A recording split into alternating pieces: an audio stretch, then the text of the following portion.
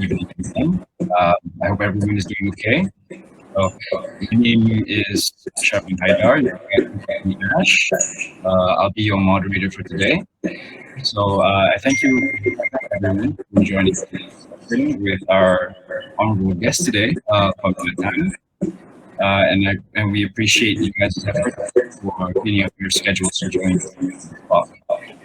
So of course, before we begin, I would like to invite Adnan from Namada Studio for the citation from our students. Thank you. Bismillahirrahmanirrahim. Alhamdulillahirabbil Wassalatu wassalamu ala asyrafil mursalin wa ala alihi wa sahbihi ajma'in. Allahumma innaka khairul azim, innaka sami'ul alim, innaka ghafurur rahim, innaka rabbul arsyil azim, innaka Barul Jawadul Karim. Ya Allah, Engkaulah yang mempunyai segala pujian, Engkaulah yang berhak menerima segala pujian, Engkaulah yang berhak menerima segala kesyukuran, Engkaulah yang memiliki segala pemerintahan. Di tangan Engkau segala kebajikan, kepada Engkaulah kembali ke segala usaha. Allahumma ya Karim ya Rahim. Bismillah rahman dan rahim ke atas Archi-talk Checkmate review yang diadakan pada hari ini, bergantilah ia dari awal hingga akhirnya. Ya fa'alu lima yurid. Kami juga memohon perlindungan darimu dan segala perkara yang boleh mencacat celaka majlis kami dan daripada segala perkara yang melalaikan kami dari berbuat taat padamu. Padamu juga kami serahkan segala urusan kami. Rabbana alaika tawakkalna wa ilaika anabna wa ilaika masir. Rabbana atina fid dunya hasanah wa fil akhirati hasanah wa qina azabannar. Wa sallallahu ala Muhammadin wa ala alihi wa sahbihi wa sallam. Walhamdulillahirabbil alamin. All right, thank you very much, Adnan, for the recitation of dua, and thank you, Pamela, for your patience. So again, before we do begin, as people have started coming in a bit more, just like to remind everyone to keep your mics off, as well as if you do have any questions, Pamela, through her talk today, you guys can provide the questions within the chat box provided, as well as turning on your mic at the end of the session later during your Q&A session. So thank you, everyone, for your cooperation. So first, I see that we have a few more students today, as well as several lecturers. I'd like to thank you guys for joining today, spending time with us. Well, of course, we appreciate having our guest today, Pamela Tan, sharing her works and visions for today. So anyone, for you guys that would like to say hello to Pamela, please turn on your cameras and at least, give us a wave. Come on, come on, guys. I mean, hi. All right. We appreciate it if you guys would turn on your cameras for the session today, if you guys can. So it'll be kind of awkward if we're just the only ones with the cameras. So anyways, so of course, before Pamela starts giving her talk session today, I would just like to give a brief introduction of who she is for you guys that have been living under a rock for the past few years.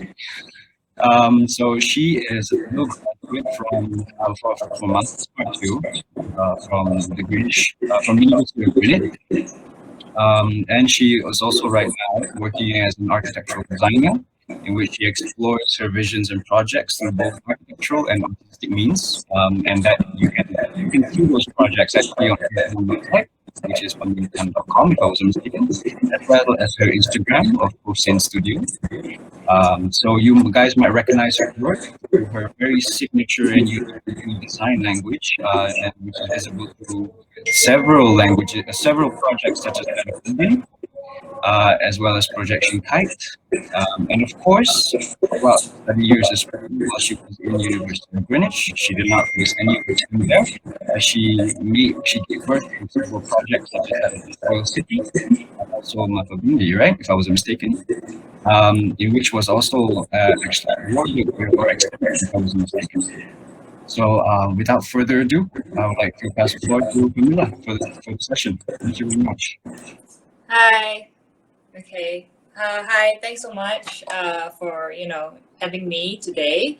Okay, I'm just gonna switch to my deck, share screen, so that I could start explaining.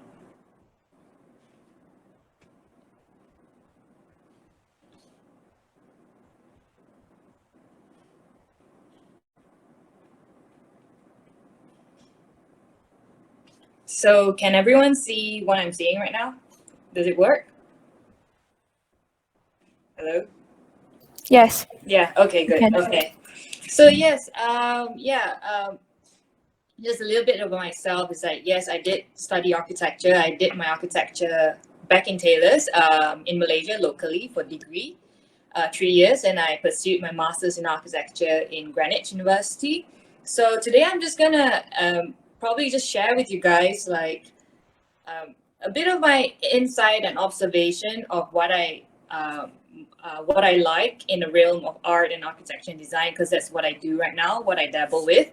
And I like to work in a range of scales of work, from like small objects like product design to medium scale like furniture, to larger scale like one-on-one scale, say public art installation, or or potentially like a architecture building, stuff like that. So, and then I'm gonna share with you guys my journey from like say Seoul City, which is my final year master's in architecture, and then after that of what I do after I graduated to the current work I do, which is mainly the public art installation kind of work, so that you guys have an idea of like my journey. And the reason why I so decided to share Soil City, because most of you guys are currently studying, and I thought this is a good way to actually show how I do my research and how I translate it, and then how I translate it to design.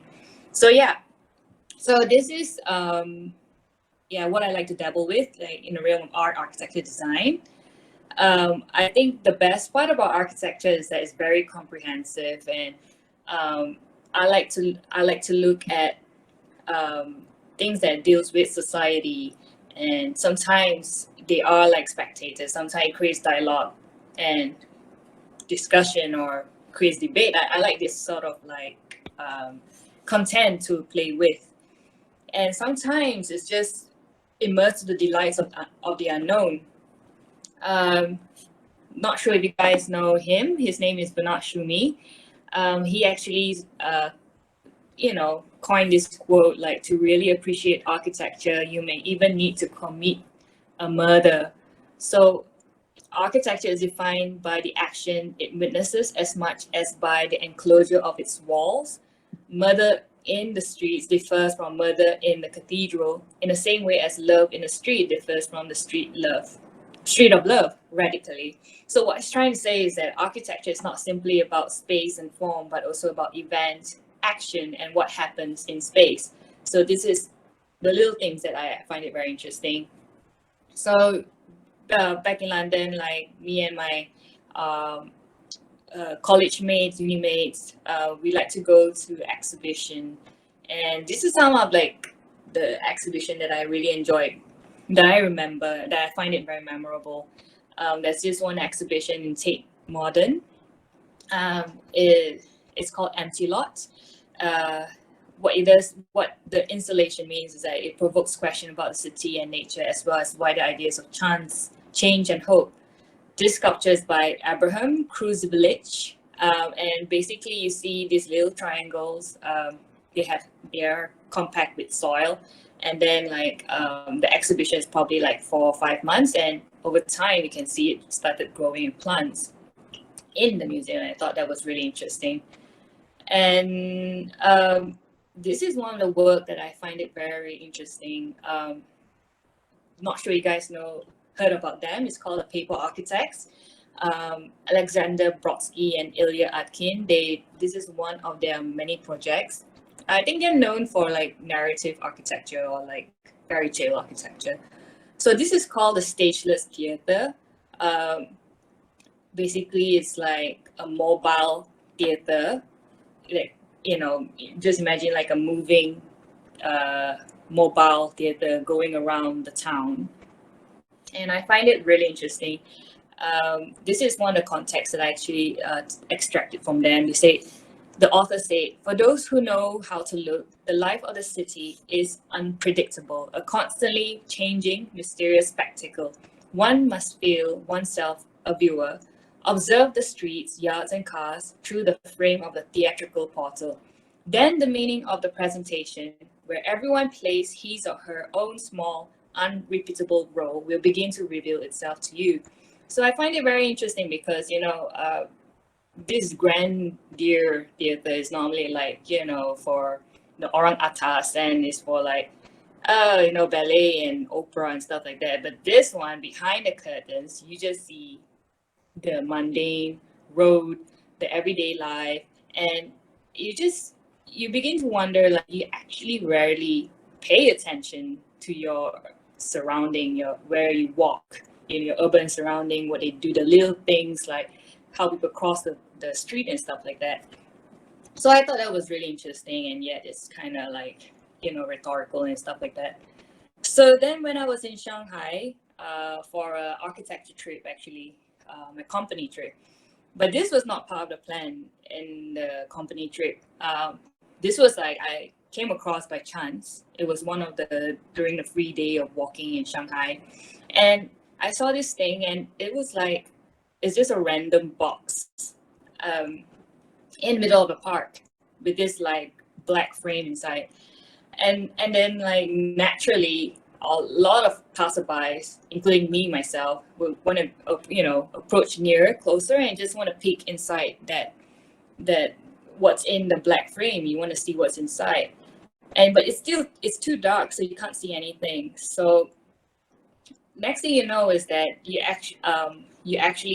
there's actually a door behind this installation, and then it leads you to a theater seat. And this seat, it has music and everything, and that frame in here frames right outside.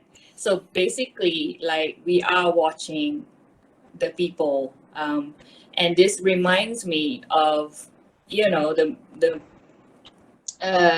Stageless Theater by Brodsky and Atkin, but this is like the 21st century version.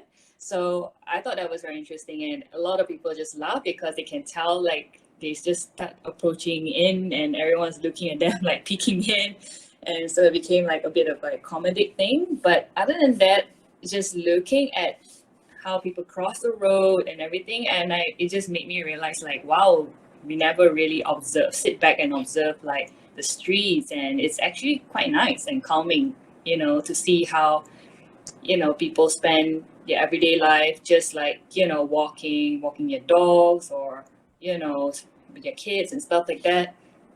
So yeah, it's a very interesting installation. That's what I think. Okay, moving on. So right now I'm going to share with you my final year masters, and then after that I will share with you my present work. So maybe you can see a bit of a transition of like how to say my research sort of apply to what I do today as well. So this is how it's all started. Like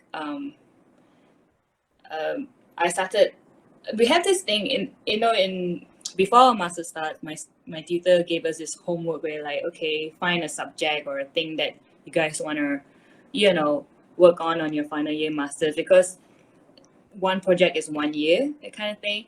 So during the summer before my term started, like, I somehow began to be interested with soil, and then I realized, like, okay, I'm gonna do soil for my project, and I find it very interesting, and at the same time it's so underappreciated or underrated. And so I began to just like experiment with this soil. Like, I play with soil solidifier. This is the chemical, the liquid they use in mostly like landscape engineers to harden soil, but yet at the same time it allows water to seep into the aquifers. But for this experiment, I just want to, like, just try a different form. And soil is always known for, or sand is like something that's compact like a brick, but I was just curious, like, what if it's it's an intricate and delicate sort of manner, how does it look like, and I just like pushing that boundary and express it in the most skeletal form. So then I began to research on, okay, what are the relationship between human and soil? What are their beliefs? What are their practices? What is it medicinal? So this is just like a quick comparison of like how in I think this is Haiti, the one on the left, that is like a baptism kind of like cleansing, spiritual cleansing kind of like practice in Haiti, and what they believe in. On the right is that it's called a mud bath or sand bath in Japan. It is believed that it will heal a number of ailments or sickness or whatever is good for your health. So I find this very interesting. And then the common thing that, what stores normally use is for burying. And this one is like buried alive and the other one is buried dead, So I just find that very amusing, and I put it side by side to compare it. And then, as ironic as it seems, because, a lot of people say like, oh, soil is dirty, but this is like, what animals and humans use it for, like cleansing, like physically, mud bath. So I thought like, okay, that's interesting. So the early days in my research is like, again, understanding about the relationship between people, thoughts, and space they occupy. Then I try to like collage it and montage it, to put my ideas together. But it doesn't have to make sense yet, but you just know like, okay, this is like where it's going. So then I began to research on the real issue behind soil. Apparently there's an article that says, there's 6 articles in here that says that the world has 60 years of topsoil left. This is because it's like, over farming and stuff like that. So that actually like would affect a lot of things if soil did run out. So apparently there's a way, thankfully, there's a way to actually, grow soil, which is using organic waste. At the meantime, because my project is based in London, so in the meantime, I started looking at the land issue in London, where because the city is so compact and there's not enough space, so that's another issue I tackle on. And on the right side, this is a proposal by Lapis Woods. This is Lower Manhattan. So basically, he just removed the river and exposed the earth beneath the city, which he's trying to like share that maybe the subterranean is habitable, and instead of going up, why not? Because everyone's always like fighting like, what's the next tallest skyscraper? But to him, it's like, what if you go under? Is it? And he find that really interesting, and I like that take. I find that very interesting.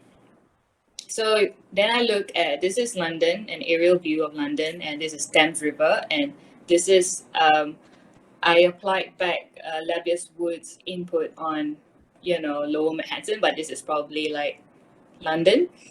Removing the Thames River, so it's just like understanding the scale and understanding like looking at how compact the city is and how everyone is still searching for land space, and that's why land prices are really high in there. And then now looking into a research on subterranean architecture. So like I actually noticed that it's often related with something sacred, like a cathedral or like some sort of temple. It's like integrated to it. It's like, okay, I find that a very interesting thing that some people treat the subterranean as a spiritual thing. This is in India, the Indian stepwell, and it's like they have this meaning where heaven and earth and the water is like it has some meaning to it, and I find that very interesting. And then a lot of people view the underground, the subterranean, as a security thing where you feel protected, And also I started looking at like, what do people do with the abandoned underground? Because in London, there's a lot of abandoned underground. There's a lot of underground tube tunnel, whatever, for sewerage, for for access to the underground tube, to the World War protection tomb thing.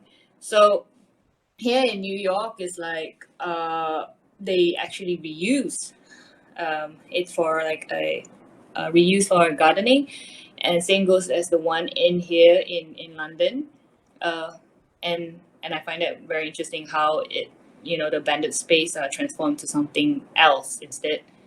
And then looking into fiction of the world of City Underground, and just trying to understand like what is the scenario like and stuff like that. And so this is the context. This is the site context of of the project. And so like right now, after looking at all the research, now it's time to look at the context and understand the context itself, the site itself. So Sigmund Freud say the development of civilization appears to us as a peculiar process which mankind undergoes, and in which several things strike us as familiar. So in a way, what it's trying to say is that things just doesn't come out of nowhere. Like I always believe like city doesn't come out of nowhere. It's just like it. I feel like it's always like a phase of being evolved, and so that's what I think. I feel like when you design a city, because I knew already that I'm gonna design a city right here. So before understanding, I have to understand the history of the site.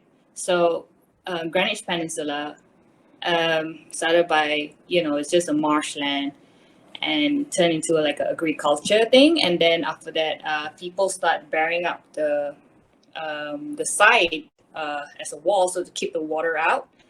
And then after that, it became like a gas industry. And this is like a book about the site, Greenwich site. It says like Greenwich Marsh has not been natural for many hundred of years.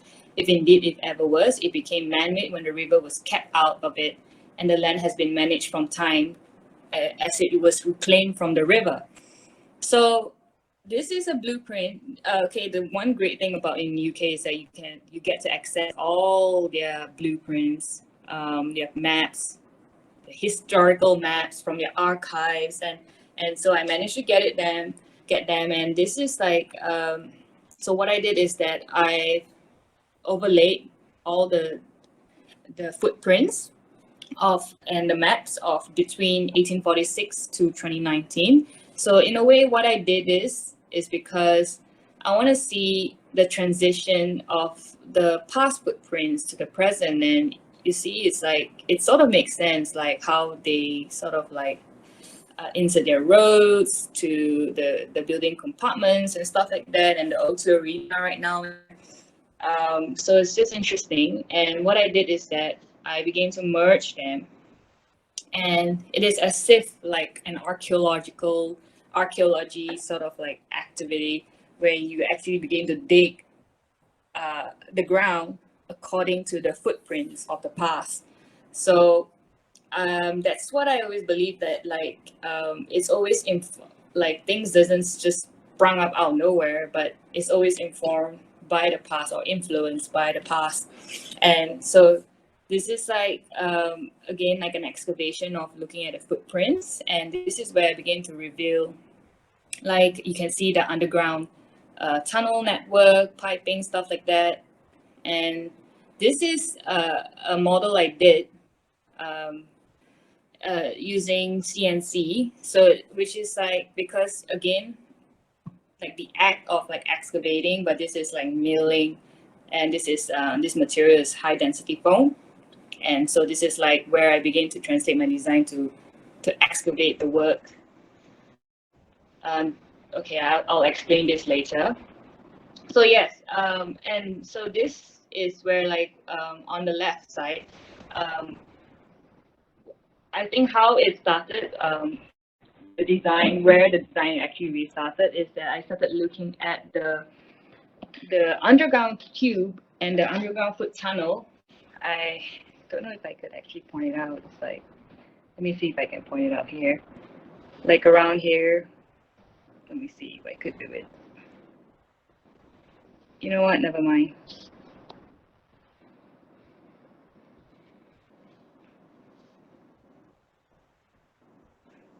How do I cancel this?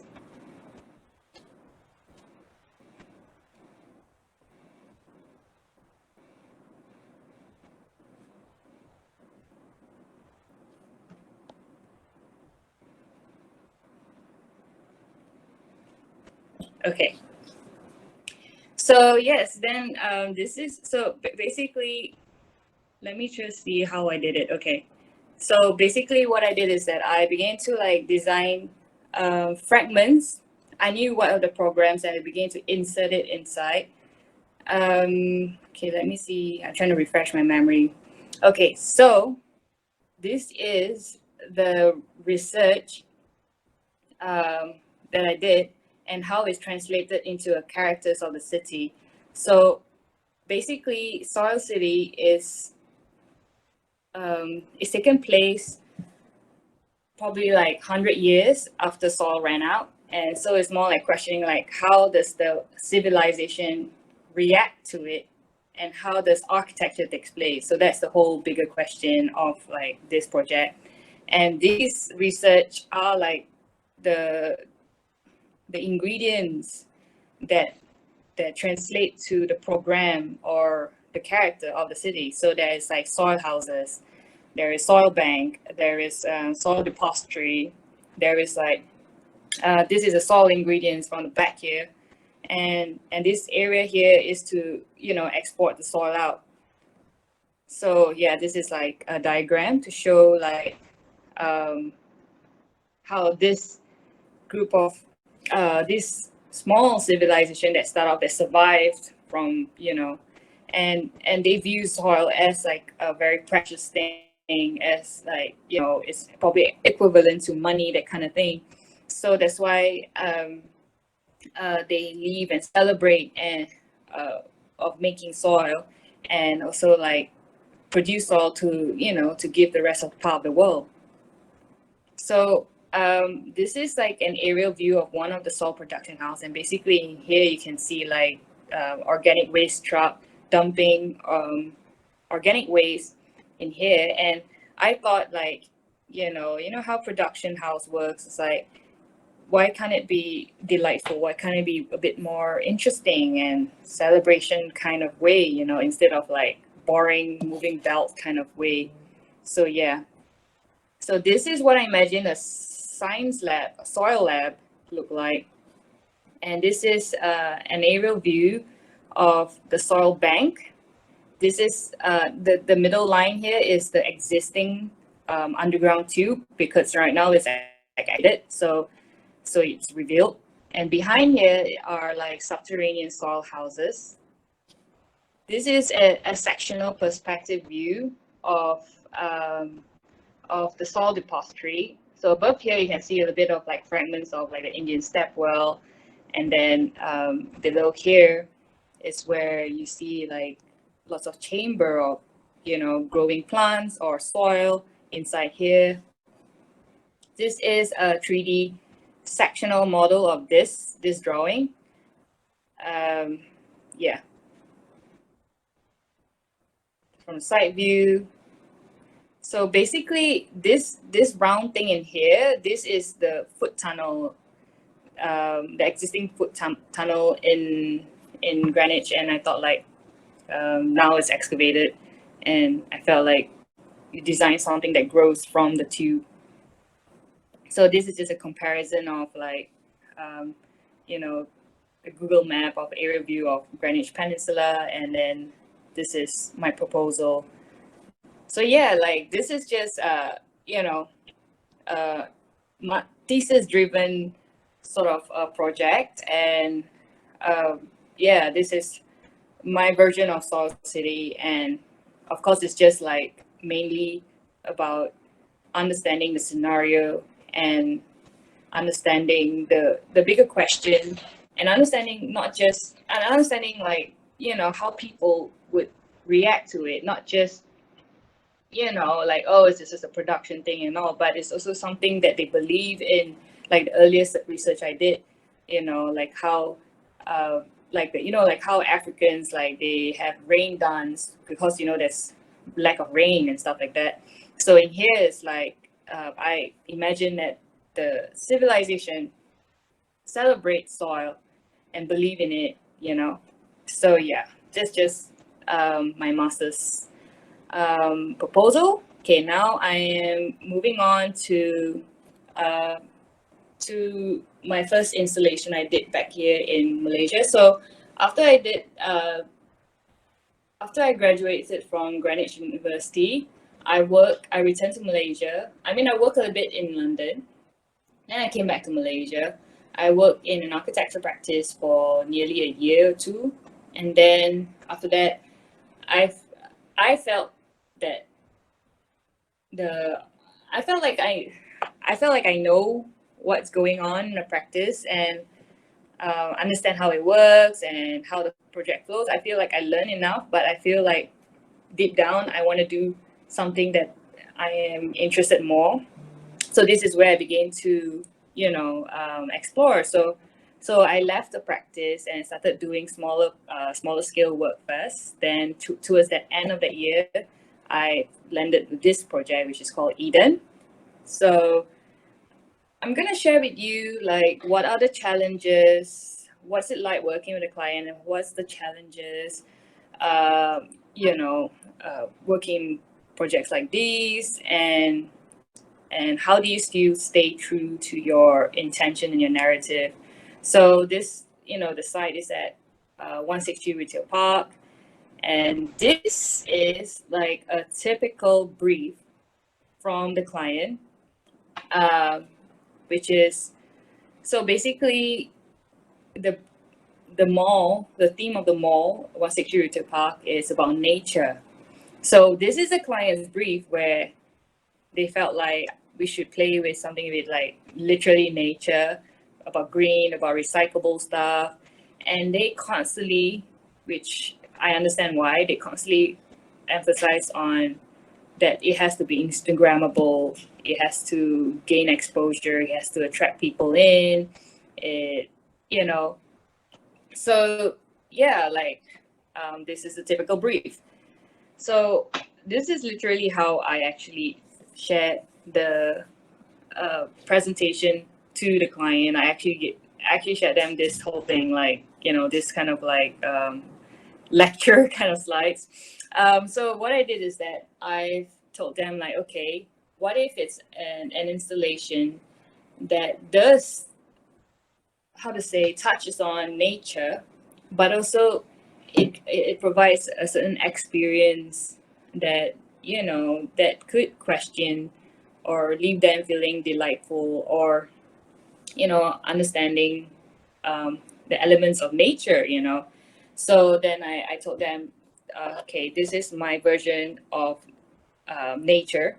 So one of like the most memorable nature experience I have is like Kew Garden in London. Basically, it's like a giant glass house with this white scaffolding sort of like lattice structure that houses the plants, and which is similar like Crystal Palace as well, which is like the plants are the exhibition. And then another research I like to look at in nature, it's Ernst Haeckel's Art Forms in Nature. I just love how he illustrates the details of the plant, the DNA of it, and it's just, he really illustrated it so well, and I find so much beauty inside here.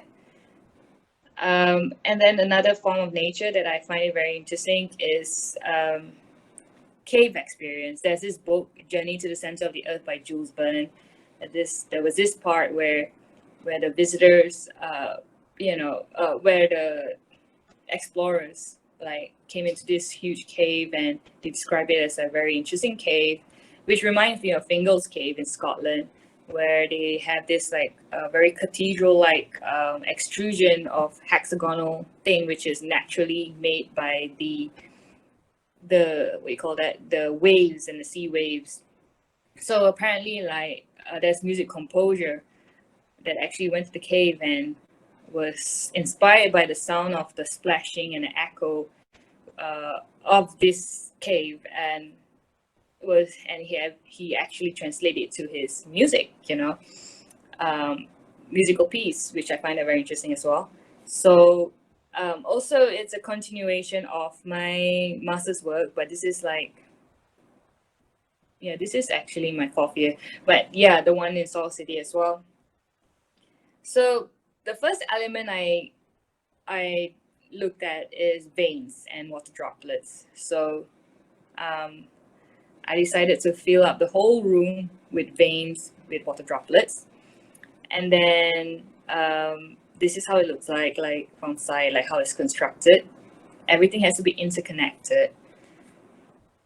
And the second element is this. I would like to insert some form of like pathways that still reminds you that you're entering a garden. So this is in Europe. You see a lot of this when you go to the park. You see these arches and there's grapevines like hovering around it. So these arches are then like translated in here. So you have this sense of like a pathway inside.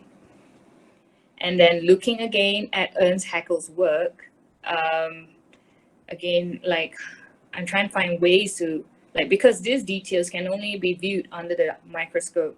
But what if it's in 1:1 scale, like in our naked eye? And there was this column area that I decided to translate it into like a tree root-like with this kind of cell-like sort of details. So eventually it's formed like a seat. And the whole reason why I decided that I wanted it all to be white, because I want it to look like from far, it looks like, is it visible or invisible? Because everything blends in, it's a very vague sort of illusion. But once you come closer to it, you begin to realize all these delightful details, as delightful like how you look at Ernst Haeckel sort of details in plants, and microorganisms and stuff. So that was an experience. This is all just rendering at first, and this is how I actually, present it to the client. And well, they were surprised, because can you imagine from their proposal that green, this is what they expected, like green, thick grass and stuff like that, because that's the direct translation of nature. And then in here it's like there's not a single shred of greenery inside here. So I told them so after explaining that the whole series of like research and that narrative and translation, then they actually really understood, and then they start getting very excited about this work.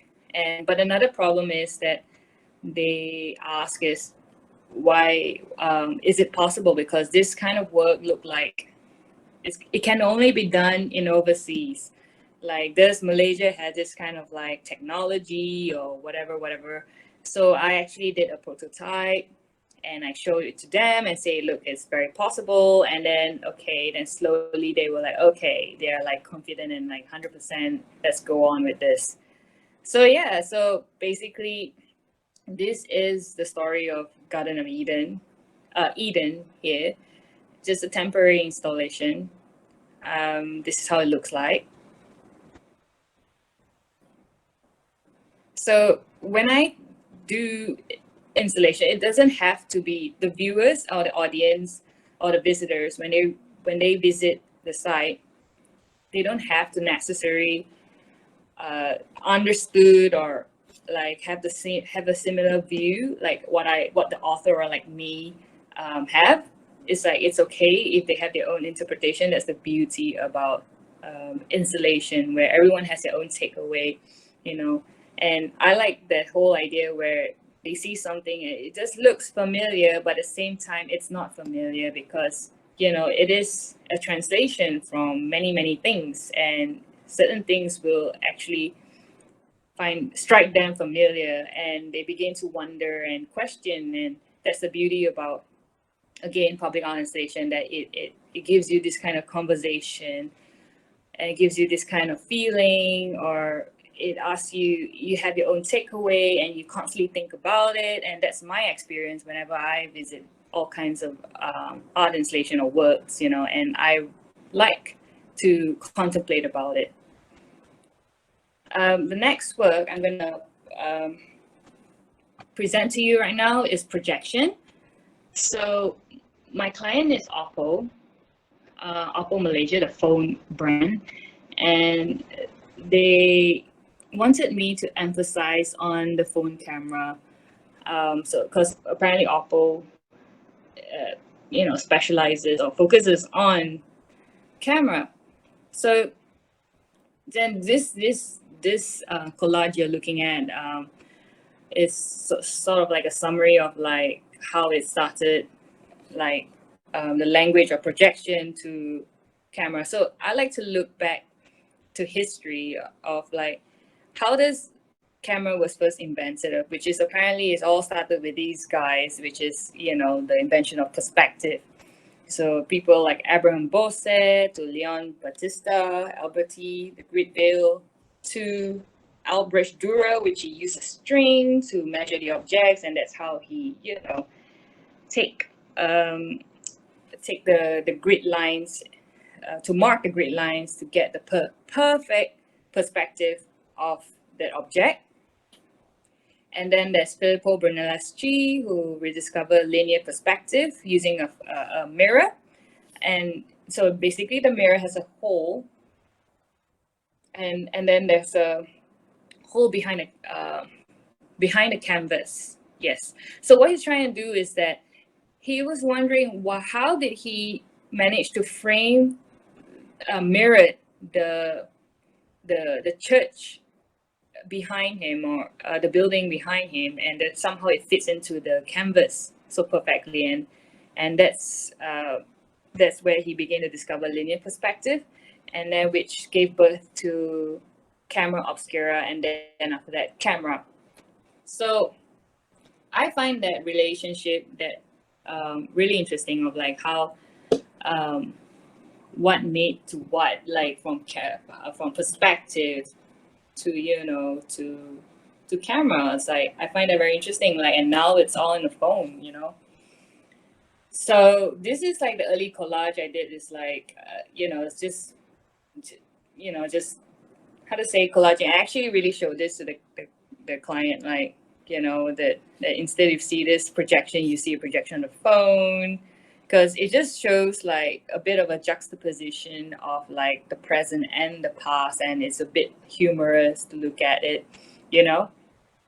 So looking more into perspective, I just love looking at how, especially the drawings, and how these are like, you know, the relationship between our own focus point of view to the projected space and the relationship of it. And I like that they use strings to as part of their way to actually measure the perspective, or using grid strings to like measure the perspective. And I like looking at blueprints because it reveals what's inside. I like looking at things that are hidden, actually. Yeah, I just like to see how it works. And so yeah, few things I look at is blueprints and strings. So so I began to start designing Spatial, because the whole brief that they wanted me to do an immersive spatial installation that encapsulate, you know, the phone brand, which is about perspective, about projection, which is about the camera thing. So so I knew right there and then that like I would like to produce like a 3-dimensional blueprint, a blueprint that is immersive, and the strings creates this transition of layers in it. So I've worked with Condiment Strings. You can follow her on Instagram. And I approached her because she does a lot of like macrame weaving. So I told her like, hey, I have this project that I need it's a large scale, and I need help with weaving it onto the structure and create this like really nice, interesting transition of layers. And then she was like, yes, I'm up for it. I want to be part of it, kind of thing. So so this is a beauty about collaboration. So basically there are 4 modulars. The reason why I separated in 4 modulars because that I only have like one night or one day or one night to set up the work. So I have to do this offsite, like the majority of the fabrication, I have to do it offsite. So the fastest way for me, this is what I figure out like during the whole thing, is that to set it up in modular form so that you can bring it on site and just cantum it like Lego kind of thing. So because the site is actually very circular, so in this proposal, it's called projection radial spectrum. So basically, projection means like what is projected, and the subject is whatever the subject is. And for this one, it's like a semicircle, sort of semi-dome ish, and the beauty about this, like within this constraint of that I have to do in modulars, is that I begin to realize that you can actually play around with the modular and come up with various shape, and whatever that shape is depending on the subject. So yeah, which again go hands in hand with the narrative. So this is again the beauty about handcrafted work, which you can't actually determine in the computer renderings like this, So it's like I like looking at little details, like little stitches, from the side to the way that how it's weaved across diagonally, and the pattern. This is something that like I work closely again with condiment string, and we just test it out like various ways to create different sort of layering and thickness around the frames. This close-up details of the weaving. And again, like the reason why I use a string, because it creates a bit of like transparency and transition of layers of colors. So yeah, this is in Sami Pyramid. So this is like, I didn't have like a really nice photograph of it, but yeah, so this is how it looks like from the top view. So then a month later, the work was then displayed again in Good Vibes Festival, and the way it's configured is to look like a kite, because when I think about music festival, I think about celebration, music, festivities, and I feel like kite is like a common element in a lot of celebration, even in a lot of races, in Chinese, Vietnamese, Korean, Malay races. Like we seem to have this one element that's kite that we play, So I thought like it would be interesting to have that. So it's configured that way. This is how it looks like from, it is just a rendering point of view, like how it looks like sitting in the middle. This is a drone shot view of the installation at Good Vibes Festival, which is at Genting Highland area. Drone shot view. And the interesting bit about this installation here is that we get to play with the night view as well. Okay, sorry, this is the bottom view of the installation. Yeah, so it's like in here I get to play with some lights and colored lights, strong LED colored lights, so that the whole work look like it's glowing, in a very psychedelic sort of manner. And so I just play with green, magenta, blue lights, red lights, and it creates a very different color translation and transition here, which I thought is really interesting. So we have 2 versions of the installation, like one is day and one is night. Yeah, this is a drone shot view of the work, which looks like a spaceship. Yeah. Okay, now I'm gonna move on to another public art installation work I did for Art in the City. Basically, it was an open call. It was hosted by Chindana, so it was an open call, and I submitted and my proposal, and they gave me this site, which is the lookout point of Masjid Jamek. So the first thing I looked at is, of course, the mosque. And I think about, this is the work, okay, because the theme is about future KL or something about KL, like elements of KL, sorry. So the first thing I think of is, again, looking at Alexander Brodsky and Ilya's work, the Columbarium.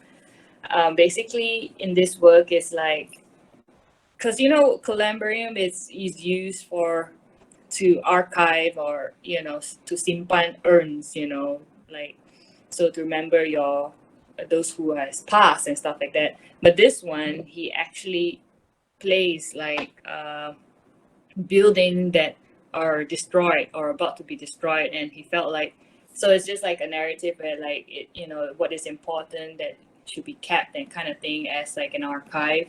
So in a way, it's like a way of keeping the old and the traditional alive, so they do not disappear.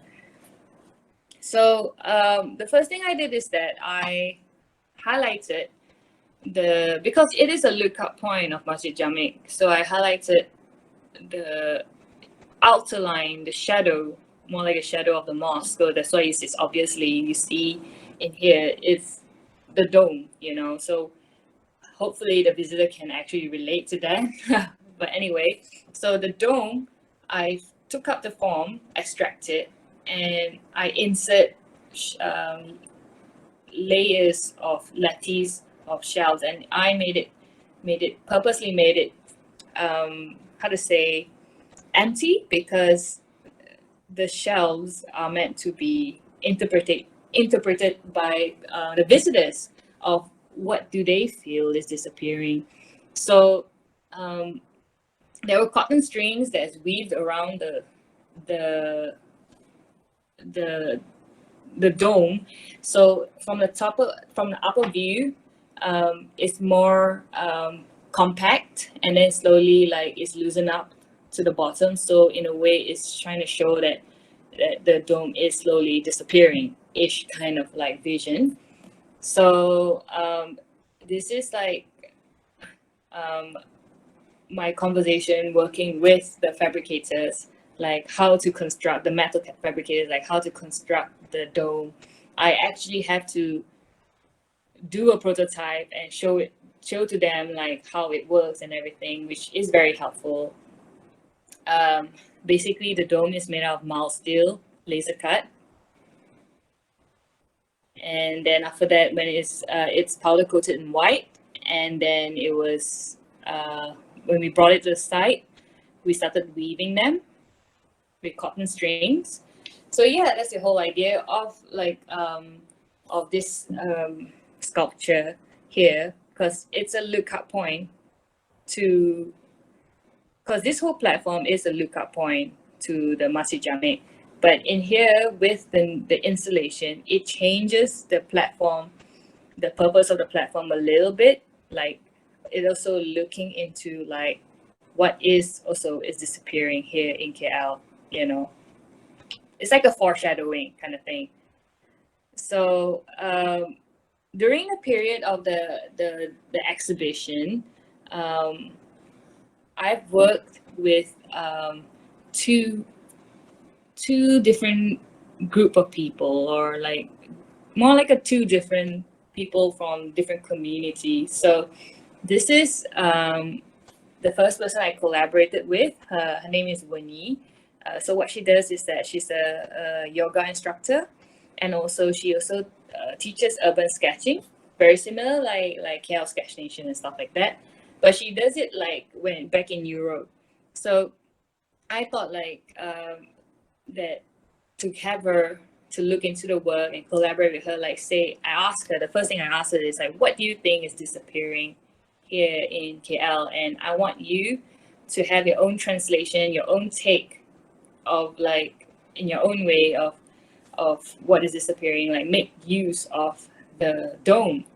So what we did is that we conduct a workshop, which is a bit of like a yoga uh, workshop where it's more like a breathing exercise at the same time being aware and observing around. So she's combining yoga and again urban sketches. So she's trying to teach you how to like realign yourself with again the city, like by through this breathing exercise you observe the city, and then after that we begin to, after we done the breathing exercise and the stretch exercise, that's where we begin to talk about like how do you what are your observation and what do you remember the most from around the city and what do you feel is disappearing. These are the conversation we had, and then draw it out in this canvas piece of paper, canvas cloth, sorry. And then after that, after we did that, we began to hang it on the shelves of the dome. So this whole dome is actually filled in a way, filled with everyone's thoughts, their voices about, you know, what is KL to them, what they feel is important, or what do they feel is disappearing and that they wish that they don't want it to be lost, you know. Yeah, what should not be lost in KL, that kind of thing. So it's a very interesting activity and it's a very interesting take. You know, this is like the best thing about collaborating with different people. So this is how it looks like, and it was displayed for around 2 weeks. So after 2 weeks, we had this another workshop. I did it together with Zanuri and Farah Fadzil. So both of them specializes in weaving and craft like weaving and also pot planting. And I asked them like, you know, what are their take? Like what is disappearing to them? And to them, it's like, the first thing they say is like the greenery that is taken away in KL and they wish they want to put it back, that kind of thing.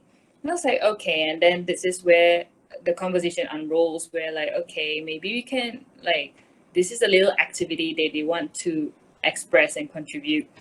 So they also think about the dying craft of like weaving and kneading and stuff like that, you know. So it's a combination of these both. So what they did is that they filled up this. I asked them to take over the dome, like do your own take.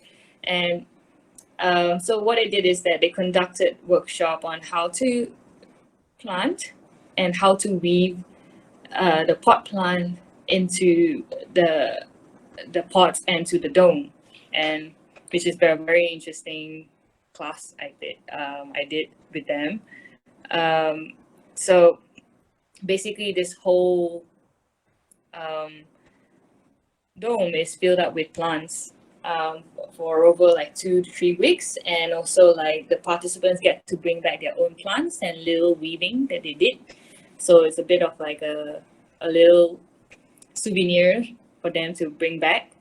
And I find it very interesting, like how everyone has their own take, and I like how this installation changes according to the content. It depends on the visitors and the users, so which is the whole purpose of it. So this is how it looks like with the pot plants. Okay, and so this project I did, right now I'm moving on to my latest work. So, you know, last year when the pandemic hits, most of my public art installation related work, which is mostly, you know, event and outdoor, it's all about like public gathering kind of thing, is all cancelled. So, but the blessing in disguise is that I started receiving a couple of permanent work from private commissioners. So this is for like a private resident, and I work together with a friend of mine. His name is Matthew Lim. So he's the interior designer of this house, and he said like, hey, there's this wall, a huge wall, a staircase where that the client wished to have a bit of some installation inside, and that's where I began to meet the client. So yeah, during the MCO, towards the end of the year last year, I started working on this.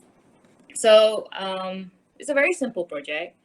I've asked the client like, okay, what is his take on, like, what does he want to have in his house? Like, he actually emphasized that he values good energy, and he's the type of person that, I mean, her whole family just values and good energy, positive, healthy, wealthy sort of like vibe. And he also wanted to have a bit of elements of playing with shadows and lights. So I thought like, okay. So I began to think about like in a form of like a water flow coming down from the wall. And I think about elements of using crystal balls, obsidian balls, which is there are so many different beliefs to it. Like in feng shui, it means something. It means, I forgot what it means actually, but it has a meaning that it gives protection or some form of protection at home. But for me, it's like I began to play with this as a form, and also like playing with other forms of like glass pendant into it. But the whole idea is that it looks like sort of like energy that flows down the wall, and it has a bit of like growth to it. So that was the whole idea. So this was like how it looks like. So you see, like, if you notice, like the obsidian balls, crystal ball, they became smaller in the bottom because it's like water flow. It trickles down and it gets smaller and smaller. So that's the whole idea. So basically, in my mind, it's like translating a form of like energy. So like aurora, but then the good thing about it is like in the playing with light and shadows, it radiates that form, So yeah, that's the whole idea. It's a very simple project. So this is how it looks like from the side and the front, and this is how it looks like from the staircase. Yeah, so I'm gonna end this talk with this saying from extracted from this book, which I recommend you guys to read it. It's called Speculative Everything by Anthony Doon and Fiona Raby. What it says is that in new realities, we believe speculative design flourish, providing complicated pleasure, enriching our mental lives, and broadening our minds in ways that complement other media disciplines. It's about meaning and culture, and about adding to what life could be, challenging what it is, and providing alternative that loosen the ties reality has and our ability to dream. Ultimately, it is a catalyst for social dreaming.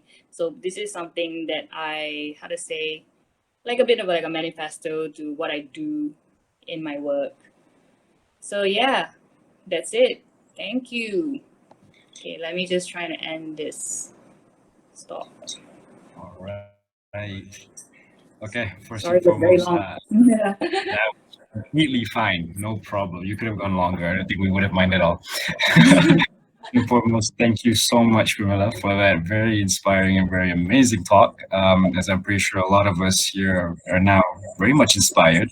So before I move on with my blabbering a bit, don't you guys forget to post your questions in the Q&A chat box if you guys are curious to know anything. And I also open the floor for people that want to speak directly through their mic at this very moment. Okay. Let's So talk. both lecturers and students are allowed. So by all means, I'll open the floor first, as I myself have a few questions to ask as well. But of course, as moderator, I'll allow the audience first. So anyone? Does anyone want to talk? Don't be shy, guys. Hi. Hello. Hi, it's Kartini here. Hi, Kartini. Hi. Thank you for being here, Pamela. I really enjoyed your sharing. Sorry, I don't have my camera on, first and foremost. But I hope you guys can hear me just fine. Yes? Yeah. Yeah. Okay, great. So a couple of questions actually. First one, I really think that the final piece, the interior piece that you did, I think that's, although you said it's a simple project, I think it's a bit complex as an interior piece, I suppose. And I wonder where you manufactured that. And the materials, the materials of the piece. I think it looked like metal or something, maybe a specific kind. Yeah. Yes. And secondly, it's a bit more general about installations. Yes.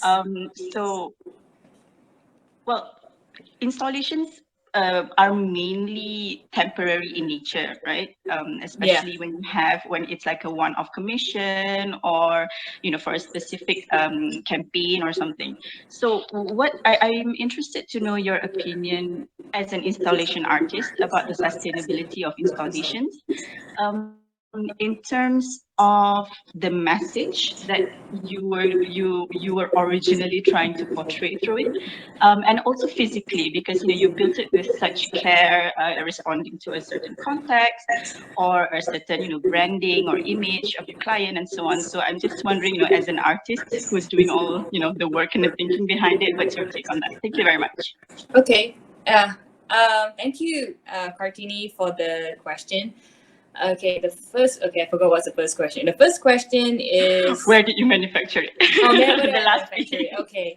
Apparently, like, it's a very simple method, which is using laser cut. So if you actually just Google like metal laser cut, but that's what I do, like metal laser cut, and then a lot of it pops up, because there's a lot of like laser cut metal fabrication here in KL, Subang, Klang, wherever it is. But it's more like, so the thing actually here in Malaysia is that we have a lot of interesting tools and fabricators here. It's just that they don't know what to use. They only knew like, oh, it's for grill doors, for gates, kind of thing. But if you actually tell them like, hey, like, you have to actually teach them like, can you try laser cut like this, and then you weld it like this, like that, like this and that. And it's just like, yes, the breakdown of like your language with them, and then they would actually would know how to like how it works. And yeah, so basically it's like, again, it's like a collaboration sort of like attitude towards a metal fabricators. And basically, like, because they don't have the design knowledge, all they know is the complexity of like how it's done, the technicality of it. But this is where we come in and actually collaborate with them and tell them like, hey, so basically that work, Aurora is actually stainless steel, and then it was applied with PVD coating, which is bronze, and basically it's mainly laser cut work and lots of welding and a little bit of bending, and yeah, that's it. And for the second question, yes, I do. Installation is it's also yes for like temporary, and also it could be a permanent thing. So I had like a project, 2 projects so far, 3 projects actually, that is for a permanent feature, which is like what you see, like Aurora. It's a permanent artwork, and I actually told a client that if you are moving house, you actually can detach the work from the wall and reinstall it in your new wall instead. And there's also like ceiling works that they just want to have a permanent ceiling feature work. But of course, like how it first started is because of like public works and events, and that's where the big brands come in. And you know, a lot of like artists, especially, they scrutinize like, oh, we don't work with big brands and stuff like that because that would, how to say, destroy our own reputation or whatever lah, you know, purist, that kind of thing. But I felt that this is an opportunity to bridge the gap, bridge the relationship, more like they could appreciate, you can actually introduce them the value of art to the corporate or the branding world, the commercial world. And this is where you meet hand in hand. Like it has to be like respected in both ways, where you know what I'm bringing to the table, and I understand your value, you understand my value, let's collaborate, you know, that kind of thing. And I thought that's a very good relationship, you know, that's where you understand one another, you know, you respect one another. So yeah, in terms of like what I like working with events related is that you engage with the public. So it's again, what is the context? Every project you do, you have a content and your context and who are your audience. And so like the first few projects like Eden, Projection, Dome of Disappearance, the audience is the public. They are the passerby. And what is the intention of the work? What is the takeaway? What does it mean? So, and my, like how I've experienced like lots of public art installation work in overseas, I find I remember what it's like experiencing them, and I hope to bring that sort of like experience back here in Malaysia, where people could also understand. And it's a different form of language, but it just speaks about culture. It speaks about a certain subject that the author wished to convey, but mainly the most important thing is it makes people question and think. You know, I like that. I like, even though I may not 100% understand what the author's trying to say, but in my way, it made me think like, this is actually very weird, yet quirky, and it makes me feel funny, but at the same time I want to know more, you know. But why am I wanting to know more? So these are the questions that just comes up to me. And then of course when I go closer to the work, I find out, read about it, I'm like, wow, you know, so there's a takeaway. So that's, and in an indirectly way, you kind of educate the public, you know, in that subtle small way. So yeah, like so that's what I think the beauty about like art installation, which is the engagement with the people and society, and it speaks the invisible language of bringing our culture and stuff like that. So did I answer your question? Yeah, pretty much. Thank you so much. Sorry, I'm wondering, since from there, so what happens to your temporary installations now? Like, are they stored somewhere, or do you actually put them up for permanent installation somewhere else? So most of the work, like an artwork, it's handed over to the client. So it's like kind of like theirs. Yeah. So Eden was like, yeah. Sorry, I'm hearing myself. Sorry. Yeah. So Eden was like, was given to the. It was supposed to be a temporary thing, but it was like handed over to the client, and it was supposed to be like a 3-month thing, and then they stretch it to 6 months, and then eventually, yeah, I think it was until 6 months, if I'm not mistaken. So it's theirs. For Projection, the client said like, I can keep it, so I did keep it, but I kept it in the storage for too long, and I realized like, you know what, like it's time to give it away. So I had actually I spoke to the storage keeper and said like, is there like a, you know, some sort of orphanage place that we could donate it? But then the problem is that the work is too huge, you know, and so we realized like it's impossible, because like it's too huge to put it indoor. But if it's outdoor, it will rust and everything, because it's just temporary kind of structure. So then we have to dismantle it and throw it away. But for the one in Dome of Disappearance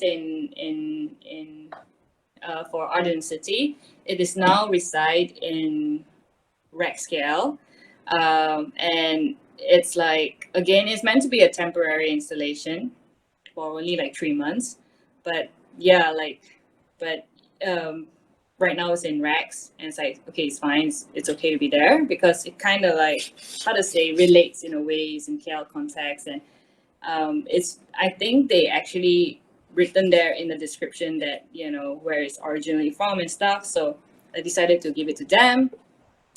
But yeah, like I think it's interesting to see because the work is made out of like mild steel, so it will rust over time, and it goes hand in hand with Rex, because Rex scale is a very rustic kind of uh, uh, place. So like I hope to see the work to like rust over time, age, and maybe perhaps like vines or whatever grow on it. I would love to see that. So, but yeah, I just like, take over on that. But yeah, that's like the so far. But yeah, most public art installation are like actually temporary, and temporary meant to be, I guess, to it's just for like produce experience and stuff like that. Or maybe in architecture, it's like it's experimental detail or something, a spatial thing to think about in certain research they're doing, or certain tests or observation they're trying to do, and also a certain thought they want to imply to like whoever there's and the location is. Or maybe sometimes they do it for the council as well, to get a bit of like feedback and stuff. So yeah, it's like that's again the many purpose of installation. All right, great. Thank you. All right. Thank you, Ms. Kang, for the question, and thank you, Pamela, for answering as well. So anybody else? Does anybody else have any questions? Don't forget, you guys can type in the chat box for you that you want. If there is none, I'll ask myself. Okay. As I think I'll just, so hi Pamela. It's just for me to hear your talk because I think like a couple of years ago, if I'm not mistaken, or like a week ago, I had a discussion with Sam from this. And then we were talking about the trend of how people nowadays try to break borders or try to set themselves apart from people in the industry trying to become better, or maybe, well, you can say maybe better, or maybe different. And so I just kind of wanted to ask you, it's very obvious in your work, how your language, design language, the way that you think, that you try to set yourself apart from the competition, or if I may so say. Now, why I wanted to ask that is because when did you start to realize, or when did you start doing that? In the sense that, when did you start trying to be different? Or did it just come naturally, or was it something that just clicked all of a sudden and I needed to find something that reminds me, something like that? So because I think that is important, not only as a student, but then also later on in being professionals as well. And I think that if we just stay stagnant, it will be dangerous for us, right? So just wanted to ask you in terms of that, your opinion. Okay, yeah, I think it's like, even if I was a student, I definitely want to. I still start wondering what's, how would that happen and everything from, from many other architects and designers and stuff. Yeah, yeah, it comes like what you say, it comes naturally. Like, I feel everyone is very unique. It's your own take, it's your own, how to say, but maybe generally, like how I like to do things, like how I like to express design is always in the most delicate manner. I like looking at like bones, structures, veins. I just like looking at things that are connected and being highlighted, and how it works, how it flows through the most simplest manner, which is, through a network of something. Or like if you open a piano and you see the inside, it's just so interesting, it's because you see how it's connected, how it works. And I just like expressing the delicate form. And because the reason why I like doing that, because it guides your observation to a certain details. Like if you look at this phone, you look at it as a whole thing. But if I highlight just the side, you only focus on focus on the line, you see. So that's again generally like what I like to do. And oftentimes like to express it in a very lyrical, organic kind of manner, so it just feels very interconnected and flowy. So that's, again, generally like how I like to translate work. But the most important thing is the content and the thinking behind your work. And this is what I've actually learned when I was in UK, how to come up with the subject, or what are the questions and what are the thinking process of, looking at work. So, and understanding different mediums, different field of work, like literature, music, art, stuff like that, and understand their take and extract what makes it more, strikes you more the most interesting from this observation through the science or whatever, through paintings and stuff, and how do you translate that to your medium of your narrative, which is your own subject, So like say, for example, like Soil City, like, I have all this question, like, where is it gonna be? How people's gonna live with it? Like, how does soil houses looks like? How does soil bank looks like? So if you ask this question upon yourself, then you have to answer it. So the way you answer it is definitely very unique. I'm sure you have your own way, and nobody could have the same way of how you answer it, and that's why it makes it look very unique. So I think it's a trap to trying to be different or have your own signature. It's a trap thinking, because like that, it's like forcing yourself. So for me, it's just that just be sincere. Like how I presented the work to the client, I was just like literally just honestly saying, like, I look at this is the research, this is the work, and this is how I weave it together, and this is how, and that's it, it's just be honest. This is how you put everything in, and that's why they find it interesting, because I guess, again, it's the thinking behind the work that not many people could produce that sort of level of thinking. And this is something what I learned when I was in overseas. And again, it's not easy to actually share like how. That's why I try to share it through like Soil City, because that's the most like complex breakdown that I can share with you guys. And that's what I learned in school, but I find it like you look at many different things. You look at documentary, you look at, beliefs and traditions and stuff, and then how you translate it into your design, design and your architecture.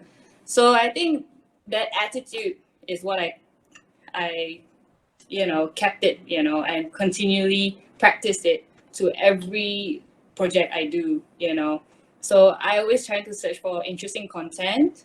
And even though the client can't even have, it's like, I just want people to come here and it's about nature, that kind of thing. This is your job to bring that narrative to the table. It's like, okay, this is my translation, my take about nature, and it could be like this, it could be like that, that kind of thing. So it's really up to you as an architect or the author and everything, and how you see it and how you engage with people. So if you're just being sincere to yourself, yet trying to understand everyone's work, every different medium, and be experimental with it, then I'm sure, your whatever work you produce is very unique to yourself. Yeah. So it's a lot of like self-observation and outward observation. That's my take. Yeah. All right, thank you very much, Pamela. So anybody else? Anybody else wants to ask anything? You shy?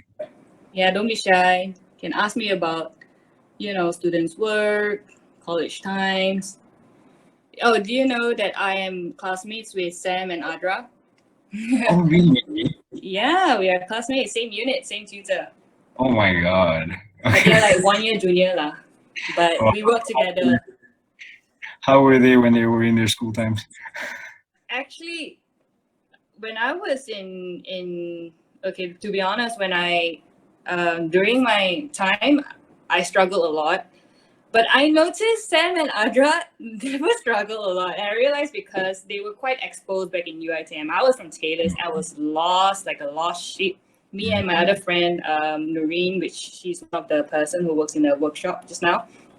We both are so lost. Okay, we were like, we don't understand what the school wants, what the tutor wants, and we got like bombed by the tutor saying that our work is so bad, you know, even like a Bartlett year one student can do better than you, that kind of thing, you know. My But God. Sam and Adra, they were not lost, and I was like, guys, why are you so like well informed? And it made me think. I think UITM school are really good. Like, if only I'm a Malay, I could join the school. You know, it was like you're so well exposed and informed. And they told me that because your tutors were from UK grads and some of them from Bartlett's grad, and I was like, oh, that's good for you, you know. But yeah, like we work together most of the time. Like Adra and I are like housemates with two other girls. And then Sam always come over and we work together like a studio in my house, in our house. So yeah. Has Adra always been that scary, or she's just like that? She's the like what do you call it? Like soft in the inside, hard in the outside. Oh, yeah. That's what people call her. But yeah. All right. Okay. We have a question in the chat box. All right. So this is by Faris Checkmate. So his question is basically in terms of the exploration into software in terms of 3D. So what mediums do you use actually? And then software. Yeah. How do I recognize?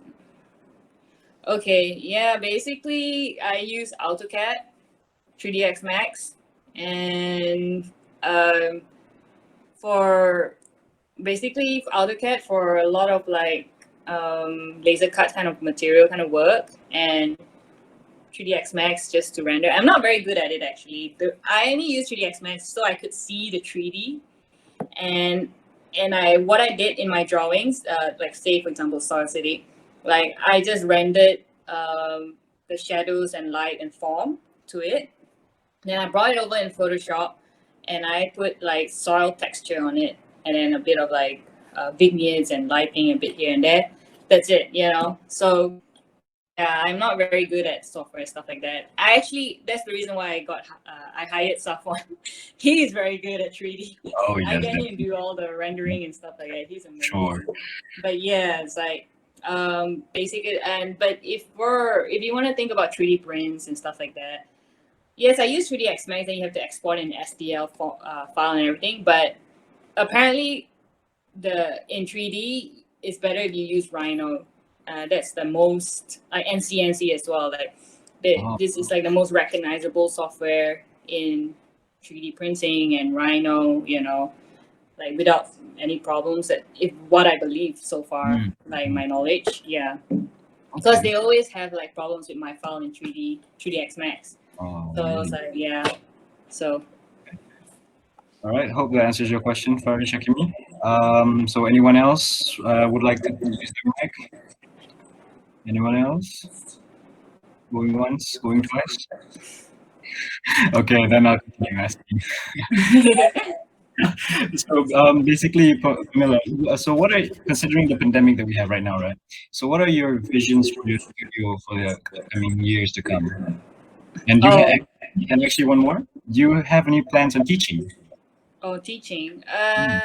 You know, I actually, okay, let me talk about pandemic first. Yes, so far like what I say is like a blessing in disguise, where I started receiving a lot of permanent sort of projects, and actually there are a lot of like other requests and in international platform, but because of the pandemic, like it's all cancelled. But right now they are coming back again slowly. Like they are slowly requesting it, so that's a good side. And so for me right now, it's like I still have like a line of project that I'm doing it, but it's all still in proposal stage. So, but still like it's better than nothing. Still working, it's ongoing, and there's one still ongoing, but very, very, very slowly. So yes, it did. The pandemic does affect like everyone's job. Like it's slowing things down. But I think throughout that break, there's a lot of self-reflection.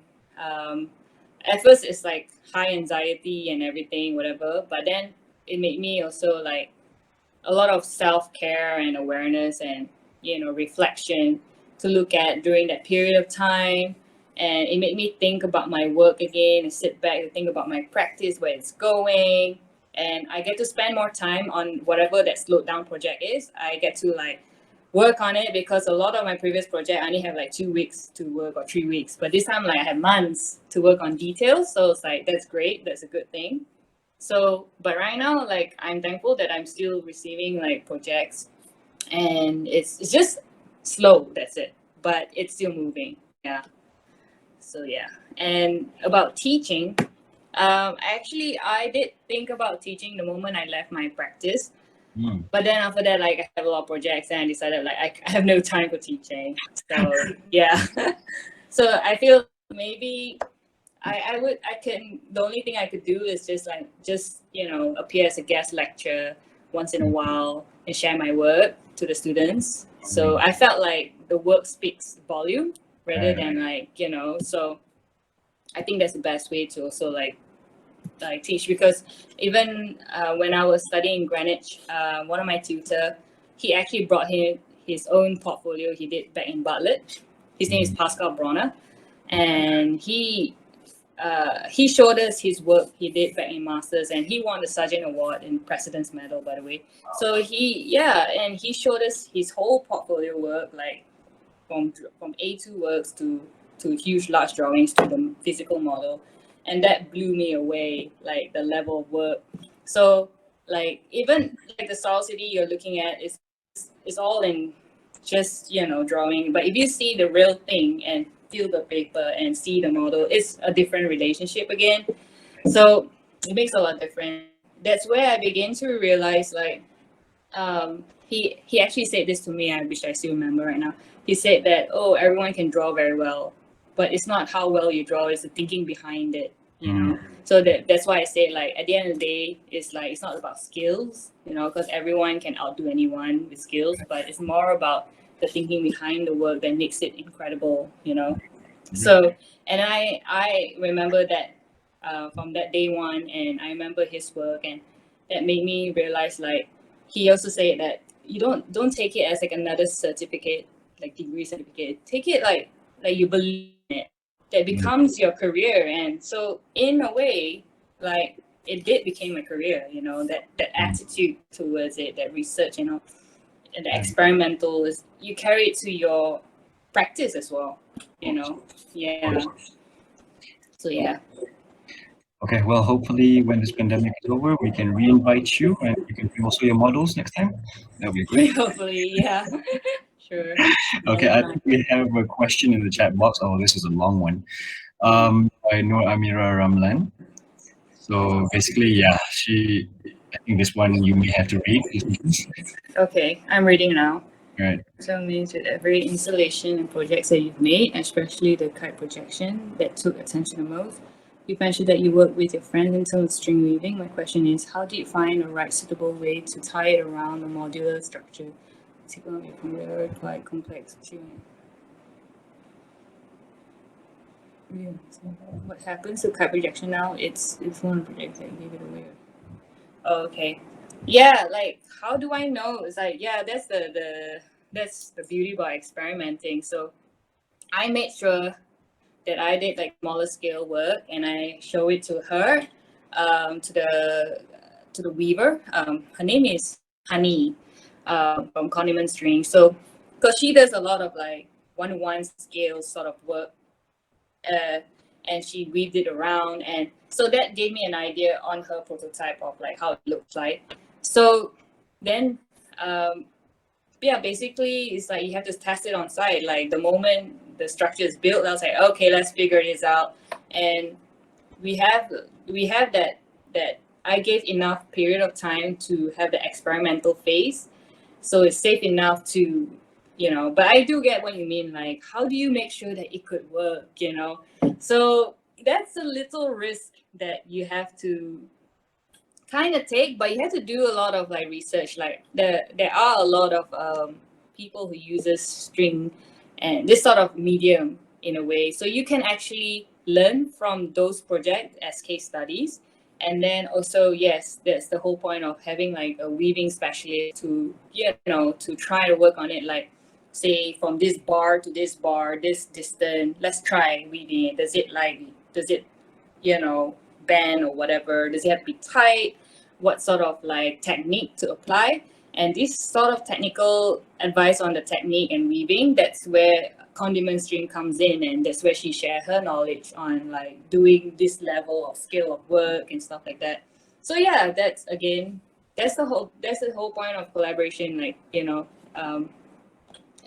working with specialists. This is where like you respect one another in their specialty. And what is the second question again? Cartini's. Oh, where is? Yeah, where it's being held. Yeah. Oh yes, yeah. So right now, oh yes. So yeah, it's actually disbanded and thrown away. So it was in the storage for like 6 months, and it was expensive because I had to pay rent for like almost, I don't remember how much is it, 600-ish per month. It's quite expensive because it's a huge structure. So then I'm thinking of donate it to the orphanage, but then again, because of the the scale of it is just too huge, and it's just not sustainable in a way because it will rust and everything. Right. So that's why it ended up like we just like cut it on pieces.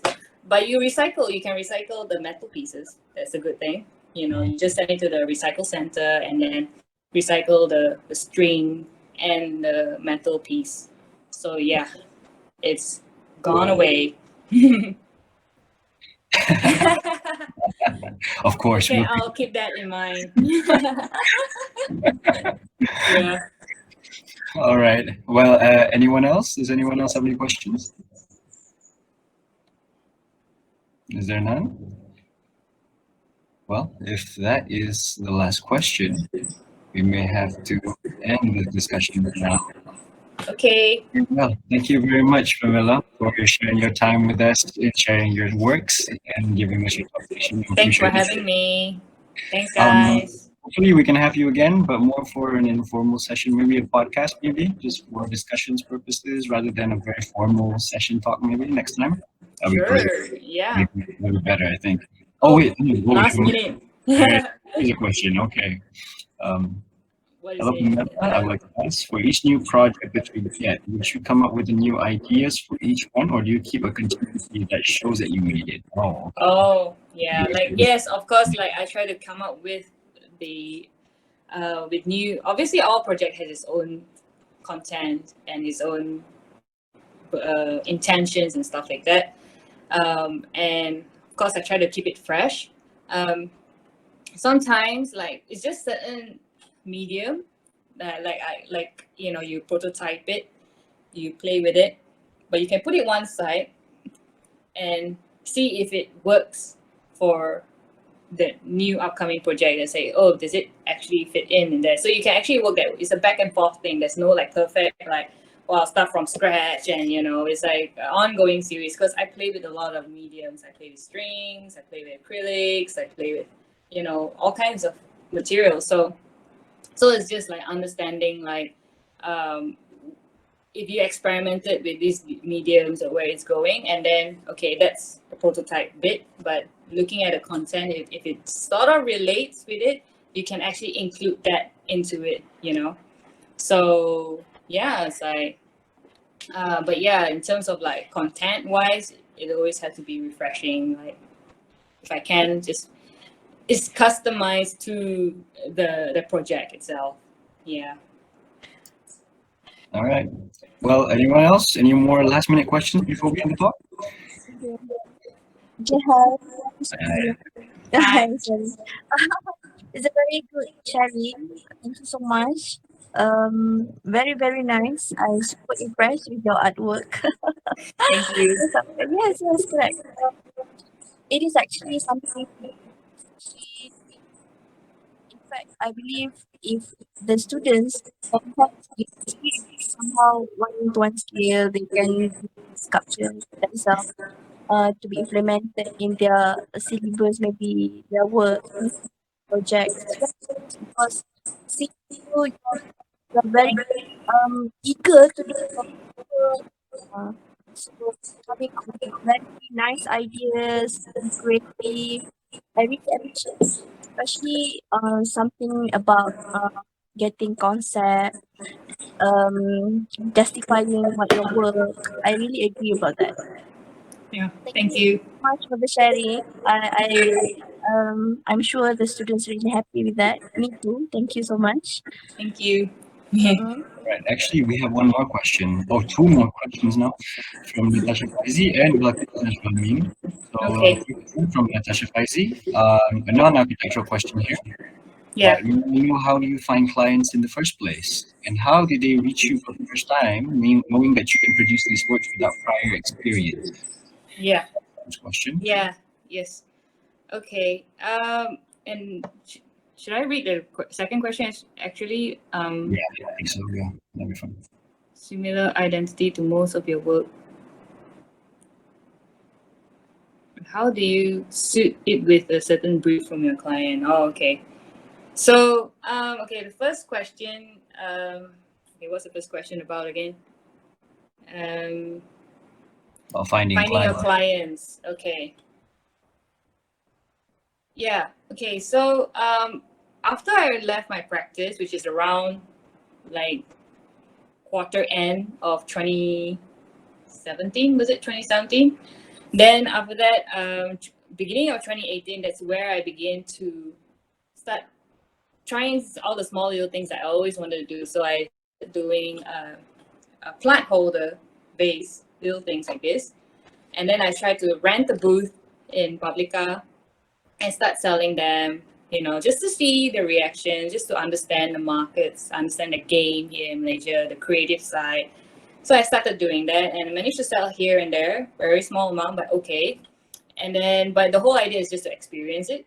Then after that, I started designing earrings, like as accessories, and that went really well actually. Like a lot of people start buying it because they find it like really interesting. So it's just like that's throughout like mid 2018, and then I rented booth for Rio as well, and I get to meet all kinds. I think during those times I get to meet like all kinds of people, and Publica itself is like you get to meet a lot of people as well, and then that's where you start getting connected.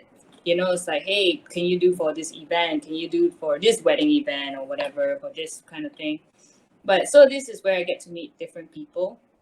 Then around end of the year, there was like someone was looking for uh, a person who does art related work display. Actually, they wanted me to do something that I did from the past, which is the Nike footprint. I don't know if you guys not familiar with that work. So I did a project for Nike, and that's why you see, the one in Eden. You see the one with the green grass with the shoe sneaker like. It was meant for me because I did Nike project, and they say like, hey, maybe you make it green, So I was like, no. But anyway, yeah, like so again, so this person by chance is looking for a person who can do, and I guess the person is just thinking like maybe I could do that kind of size of work.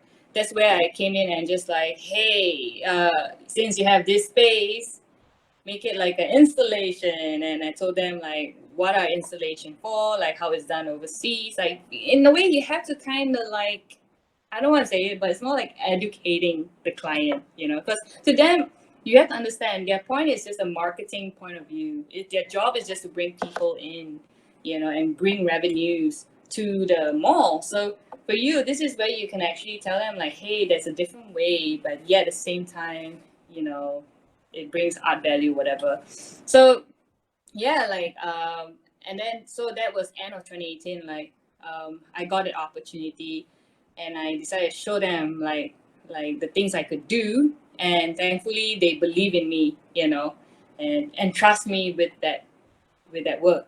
And of course, I was very nervous about it because the first time, but like I always have it back in my mind, and I have this architecture knowledge, so might as well just make full use of it and just put it out there, So so then Eden garnered a lot of like attention from the media, like international media and stuff, and also here locally here in Malaysia, and that's how clients start coming in and like for Oppo Good Vibes and stuff like that, they will approach you and say like, oh yes, I noticed you did this work, but we have this thing in our mind.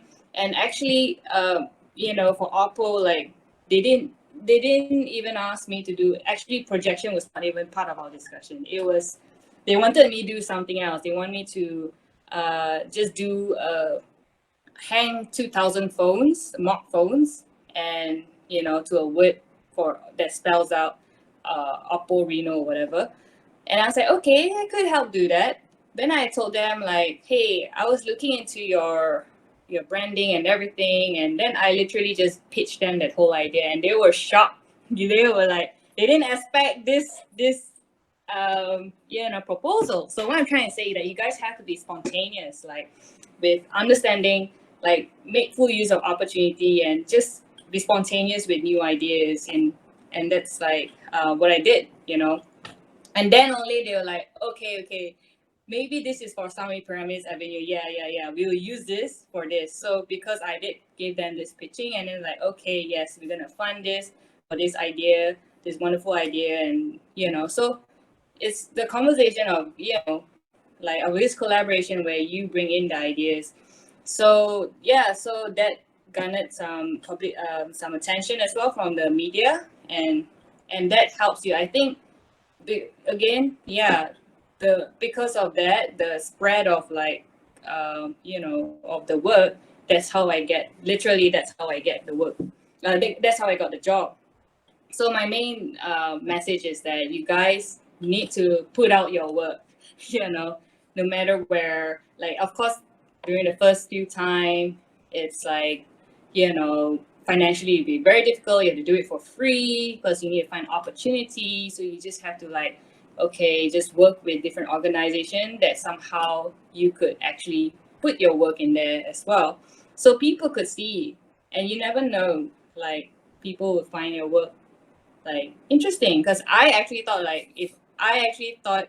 it's not like there's no way installation work is gonna actually works here in Malaysia, because it's like it's all about money, that kind of country, right? But hey, you never know. There are people that I didn't expect. Again, all these brands I didn't expect they will come to me. Just like, but you never know. So that's what I'm trying to say. Just put it out there. Don't think too much, and then that's where when you see, that's where the right people will come to you and appreciate your work. Yeah. So that's my take. And did I answer everyone's? I have okay. There's similar identity. How do you suit with a client's brief? So, so for me, I just like to try doing a variety of things, and like that's what I like about architecture. It's so diverse, and in art and whatever design, like it's so diverse, and I'm always trying to surprise myself. It just depends on what is the subject you're playing with. Are you dealing with animals, or are you playing with like children, or are you playing with objects, wearable objects, and I find that like, oh, it's so interesting, but the disciplines remain the same. It's all about understanding the relationship of how you use it and etc. So that's the beauty about architecture, is that they already taught you that whole thing, where how you observe and everything, but it's just how you apply it. Right. So yeah, it's again the same discipline and how you apply it, and obviously you have your own way on how you, like what I say, like whatever you do is quite unique. You probably prefer it this way, you want to see it that way and stuff, and because of this reasoning or that reasoning from that research you see, it becomes a different outcome. So yeah, like but yeah, a lot of people say that they can see like a consistent language of my work in there. So like, I don't know, I try to be like, obviously, have a variety of but of course, like I guess the language is still strong. Right. Yeah. Of course. Yeah. All right. Well, I think that marks the end of the questions, if I'm not mistaken. All right, yeah, I believe so. Yeah. Thank you so much, Pamela, for answering the questions, and again for your time and sharing with us everything about what you've done so far. So hopefully everyone has a good time, and hopefully we'll meet again pretty soon. Yeah. All right. All right. Thank you everyone for joining the session. So yeah, have a good night, everyone. Now we're Okay.